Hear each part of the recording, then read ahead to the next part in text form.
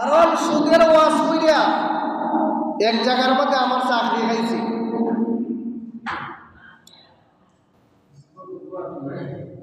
এখন আপনারা যদি অনুমতি দেন তাহলে আজকে করতাম না, আগামী সপ্তাহে যদি বা অন্য সময় করব।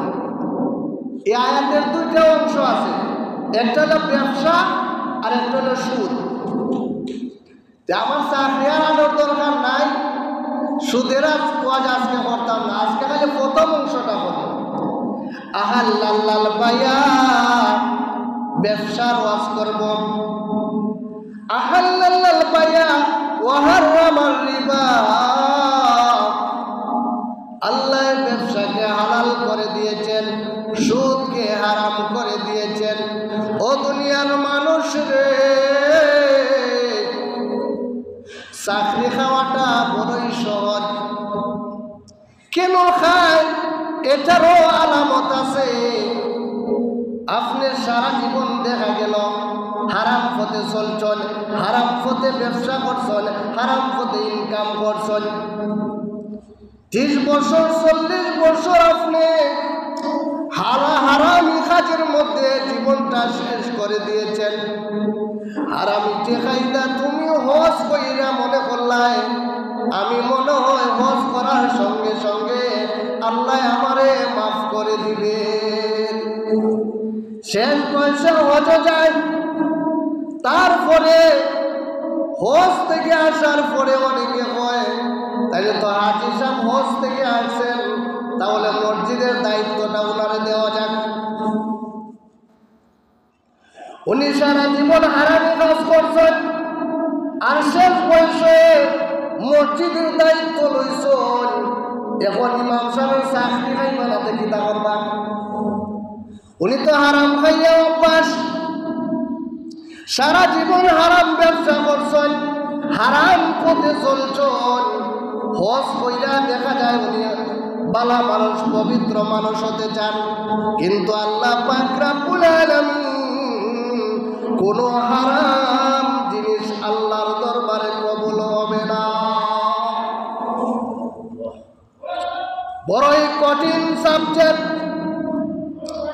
এই আয়াত, সবাই আলোচনা করে না। ও দুনিয়ার মানুষ রে,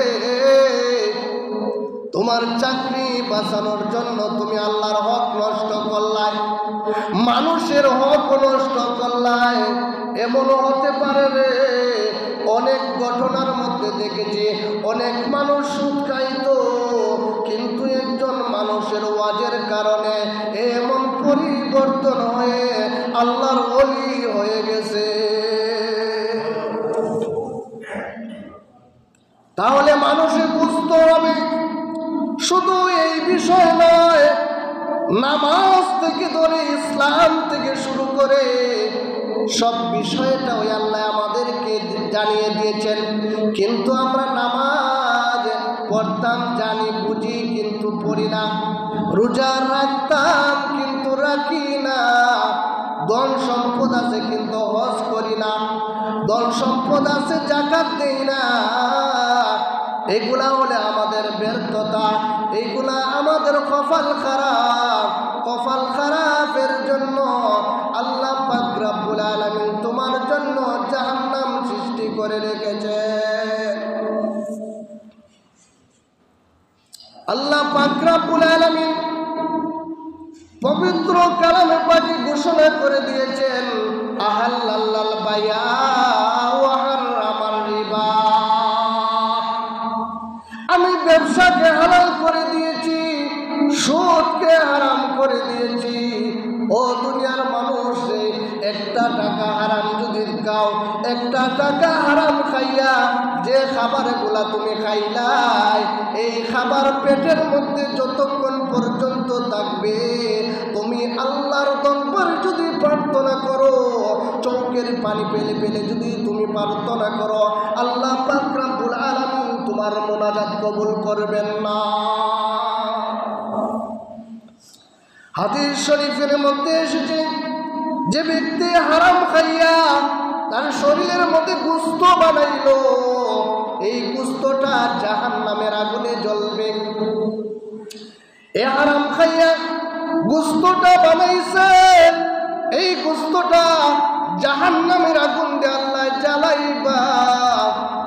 ও দুনিয়ার মানুষে, তুমি হারাম টাকা দেয়া যদি, হারাম টাকা দেয়া যদি তুমি একটা জামা কিনো, একটা পাঞ্জাবি যদি কিনো, এই পাঞ্জাবিটা যদি তোমার হারাম টাকায় দেওয়া হয়, এই পাঞ্জাবি লাগাইয়া যদি তুমি মসজিদের মধ্যে নামাজ পড়ো, তাজুদের নামাজ পড়ো, 5 ওয়াক্ত নামাজ পড়ো, তুমি নামাজ পড়বে কিন্তু আল্লাহর দরবারে তোমার নামাজ কবুল হবে না।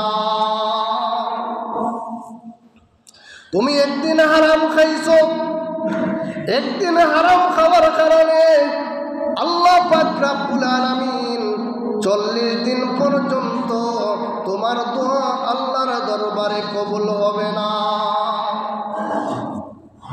এখন যদি ইমাম সাহেবরে যদি সুদের টাকা, ঘুষের টাকা, হারামি ব্যবসা কইরা যদি তুমি ইমাম সাহেবরে খাওয়াও, ইমাম সাহেবের দোয়া কবুল হবে না, তোমার দোয়া কবুল হবে না।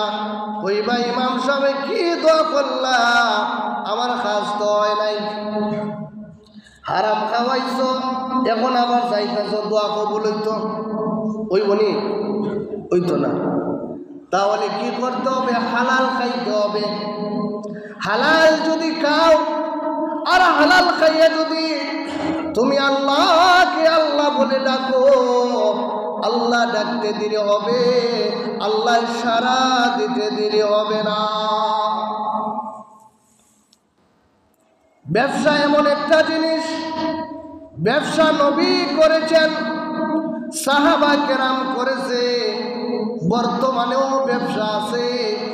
কিন্তু ব্যবসার মাঝে যদি বেজাল ব্যবসা করো রে, সারা জীবন বেজাল ব্যবসা করবা, কিন্তু দেখা যাইব এই ব্যবসা করার কারণে, হারামি ব্যবসা করার কারণে একদিন দেখা যাব তোমার দোকান আগুনে পুড়ে ছাই হয়ে গেছে। হারাম টাকায় না তুমি ফ্যাক্টরি বানাইলা, হঠাৎ করে দেখা যাবে হারামি টাকায় না ফ্যাক্টরি বানার কারণে আগুন লাগিয়া এই ফ্যাক্টরি পুড়ে ছাই হয়ে গেছে। হয় কি না? এরকম ফুরে না? অনেক সম্পদের মালিক ভিখারি হয়ে গেছে। ও দুনিয়ার মানুষ রে, তুমি এমন ব্যবসা করবা যে ব্যবসা নবী করেছেন, যে ব্যবসা সাহাবী কেরাম করেছেন, এমন ব্যবসা যদি তুমি করো, তাহলে এই ব্যবসার মাধ্যমে তোমার যদি ইনকাম যদি কম হয়, তারপরেও এই ইনকাম দ্বারা তুমি যদি ব্যবসা করে ফ্যামিলিকে খাওয়াইতে পারো, আর তুমি 5 ওয়াক্ত নামাজ পড়তে পারো, তোমার মরতে দেরি হবে, আল্লাহর জান্নাতে যাইতে দেরি হবে না। কারণ তোমার সম্পত্তি যদি থাকে, তোমার কপাল খারাপ। কেমন করে কপাল খারাপ? কারণ যেই মানুষটাকে দুনিয়ার মধ্যে ভিখারি মনে করেছো, যেই মানুষটাকে গরিব বলছো, এই মানুষটা যখন মারা যাবে তুমিও মারা যাবে। ওই ব্যক্তিকে বলা হবে তুমি নামাজ পড়ছো না, পড়ছি। তুমি আল্লাহর ইবাদত করছো না, করছি। শেষ বিচার, কারণ আর সম্পত্তি নাই। আর তুমি ব্যক্তিকে বলবা তুমি নামাজ পড়ছো নি, ওই ব্যক্তি বলবে পড়ছি। কিন্তু সম্পত্তি, এই সম্পত্তির হিসাব দিতে যেতে তোমার অনেক বছর চলে যাবে। এমন সময় আসবে হিসাব দিতে দিতে দেখা যাইবে তোমার কিছুই থাকবে না। তুমি ভিখারি হয়ে গেছো, তোমার আমল নাই, নেক আমল নাই, কিছু নাই। দুনিয়ার মধ্যে যে ঠকাইয়া মানুষের মাল সম্পত্তি দখল করছিলাই, আল ঠেলাইছিলাই, হিন্দুর জমি দখল করছিলাই, এতিমের সম্পদ ভোগ করছিলাই, এগুলা মনে করেন আপনারা আমি বানাইয়া কইতেছি। আমি শুক্রবারের আলোচনা যে করি কোরআন এবং হাদিস ছাড়া কোনো কথা কই না। অত প্রোগ্রামের মধ্যে গেলে এক দুই কথা হাসাইবার জন্য বলি, কোরআন হাদিস ছাড়া তারপরেও এইটা কৌতুকের মধ্যে পড়ে, নবী কৌতুক পছন্দ করতাম। কিন্তু দুনিয়ার মানুষ রে, সামান্য জিনিস যদি তোমরা আমল করে জীবনটারে পরিবর্তন করতে পারো, এই পরিবর্তন করার কারণে তোমার ভাগ্য ভালো হয়ে যাবে। দুনিয়ার মধ্যে কষ্ট হবে কিন্তু আখিরাতে তোমার সুখ হবে। আর দুনিয়া ও মাজরাতুল আখিরাহ, দুনিয়াটা হলো পরকালের শস্য ক্ষেত্র। এই দুনিয়ার মধ্যে যদি ফসল ফলাইতে পারো না, আমলগুলা যদি মানুষে দেখা যায়, এখন ধান কাটার দিন শেষ হয়েছে, অনেকে ধান ফান তুললা বস্তা বইরা উগারের মধ্যে তৈছে যাতে একটা বছর সুন্দর মতে খাইতে পারে। ও দুনিয়ার মানুষ রে, দুনিয়ার পেট করার চিন্তা করো, কেমনে উপাস থাকবায় নাকি। কিন্তু একটা জিনিস যদি মনে রাখতাই রে, আল্লাহ আমারে দুনিয়ার মধ্যে পাঠাইছন, কোনোদিন আমারে উপাস রাখতা না। কিন্তু আমরা দুনিয়ার সম্পদের জন্য পাগল। কিন্তু দুনিয়ার মধ্যে যদি আমরা আখিরাতের সম্পদ যদি অর্জন কইরা যাইতাম, তাহলে বেহেশতের মালিক হইতে পারতাম। সেদিকে যাচ্ছি না, কিন্তু আমার